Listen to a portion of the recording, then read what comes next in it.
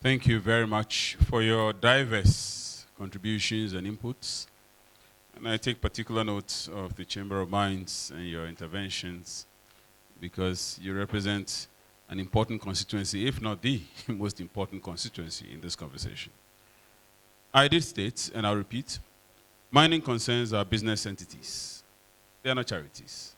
They are here to do business. Any businessman to a contract will push his interests. It is up to the counterparty to push his interest. So mining companies have done nothing wrong. All they did was to advance their interest to the ultimate. And it was up to us as a country to push our counter-interest. From what we heard from our friends from the Chamber of Mines, it does appear that perhaps Ghana may have more interest than maybe some of us are advised on. That sounds like a welcoming news. And then he asked the question, which typically in the palace they'll say, Webisebi. You would have to answer. What happened to the money going to government? That's the question you asked. The gentleman at the back says something about road that is bad to a mining site. And I think Mr. Shigbi said, a certain road has been awarded and he should go check who is going to finance it. He didn't answer it, but I suppose it's going to be the mining company. That's the trend of the position he was trying to advance. And I can tell you that I'm aware, and I won't mention the company's name, I'm aware that there was a mining company that actually decided to pay for a particular road that led to the mining site. And when the mining company was about to undertake the road, the government of the day indicated that government awards road contracts is not a mining company. So the money should be sent to the government coffers. According to legend, the money was sent, the road wasn't done. So it is our story. That's what we have as a country. And I'm glad the minority leader did put things in perspective and said, when Parliament resumes, they are going to be more active in these things. That's very welcoming, and I'm glad we are not hearing from a secondary report, but from the minority leader. But respectfully, if you allow me to say, Parliament needs to become a bit more active with its supervisory role on public contracts, especially about public contracts. Because it does seem that perhaps the government of Ghana may be getting more than we are seeing, but we just don't see it. And by the way, if your government gets the money, it is not the business of the mining company to ensure how it is spent. That becomes our business. The people in Parliament, we elected them. The president, we elected him. So I think moving forward, the die is cast as to where we should begin looking and the questions we should begin asking. But on the issue of the greater participation in the mining rights, ultimately it's about discussions. Let's be clear. If government can't invest, government can't get more. But I would go back to the old position of, are we prepared to invest? I think that's one position the Chamber of Mines asked repeatedly. We should be prepared to invest, but we should also not be prepared. We should also not be too afraid to ask the legitimate questions. Because I have always said this, especially in the case of gold.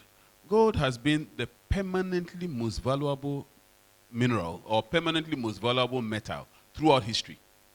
In fact, in Jesus' days, they referred to the gold and silver, right? Silver lost its way, as we all know.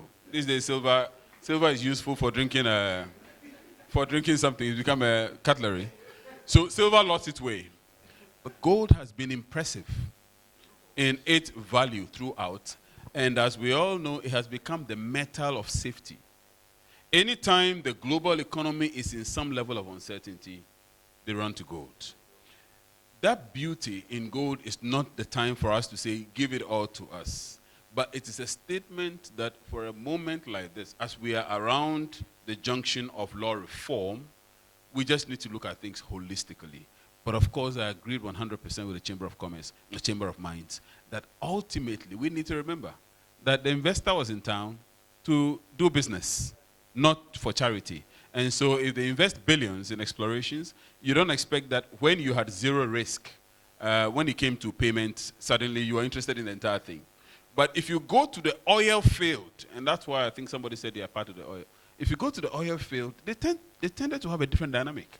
In fact, in the exploratory phase, when it came to payment, the exploratory phase is deemed as investment, which was payable back. So in the distribution of risk dynamics, all these things could be looked at. And as we speak of mining, we are not speaking of just gold or landed. We are speaking of extractions, which includes the high seas. And every other place Ghanaians should have a commonwealth. So I think we are just having a good conversation. I think we have all agreed that one fundamental thing we can take from this today is that we need to have that marketplace of ideas for long-term investments and projects like this, so that we don't limit it to, as most senior Kujeto said, I didn't know he came from Adidome today, until today. And I also didn't know that Adidome meant baobab. I didn't know. So in your telling us that knowledge doesn't reside in one person's head, you actually also giving me knowledge about something. And we deeply appreciate it. It's important that we appreciate that the enrichment of the conversation may be exactly the solutions we need, so that we can craft long-term reforms that can stand the test of time.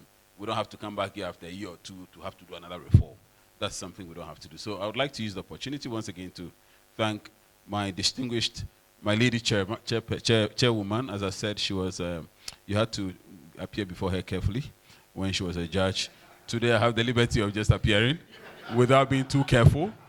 And I would like to thank, so I'm actually sandwiched between distinguished personality, my former Lady Chief Justice, over whom I had to appear carefully, and my Right Honorable Speaker, former Speaker of Parliament, and then at the extreme end, a spiritual distinguished too. I would like to thank everybody. Thank you.